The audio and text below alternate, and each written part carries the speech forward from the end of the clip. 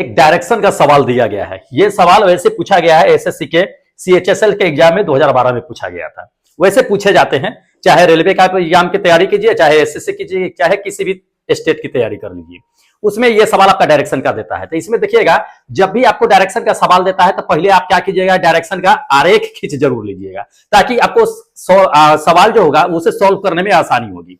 तो इसका आरेख कैसे बनाइएगा, तो एक प्लस का साइन बना लीजिएगा इसे।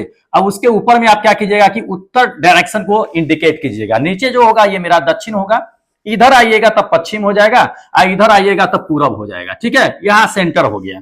अब आगे आप क्या कीजिएगा कि क्वेश्चन पे चलिएगा। क्वेश्चन जैसे जैसे कहेगा वैसे वैसे करना है, आपको आसानी से बन जाएगा। देखिएगा क्वेश्चन क्या करता है। क्वेश्चन कहता है कि एक आदमी है 3 किलोमीटर पूरब की ओर चलता है, तो 3 किलोमीटर यहां सेंटर से उठाइए, इसको 3 किलोमीटर पूरब की ओर ले जाइए। तो पूरब कहां है, इस साइड में है, तो इसको 3 किलोमीटर ये पूरब की ओर आ गया। ये 3 किलोमीटर कहां आ गया, पूरब की ओर, यहां पे आ गया।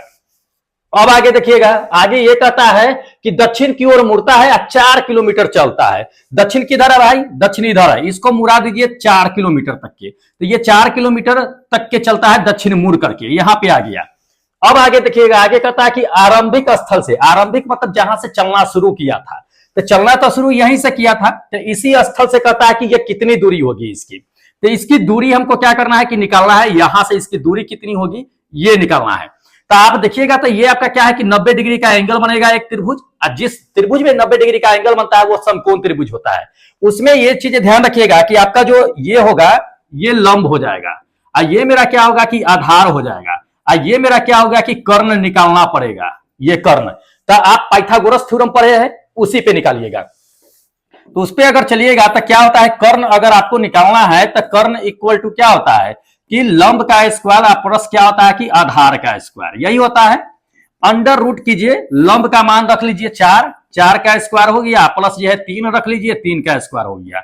ये मेरा हो गया 4 चौके 16, 3 तिहाई 9, दोनों के जोड़ दीजिएगा तो अंडर रूट 25 हो जाएगा। 25 के वर्गमूल होता है 5। ये 5 किलोमीटर आपका क्या होगा कि निकल करके आंसर आएगा। ऑप्शन ये फर्स्ट नंबर ऑप्शन क्या होगा कि बिल्कुल करेक्ट आंसर होगा। ठीक है, तो दोस्त इसी तरह के डायरेक्शन पूछे जाते हैं सवाल एग्जाम में।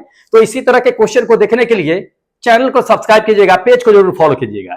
चलिए मिलता है अगली वीडियो में, तब तक जय हिंद दोस्तों।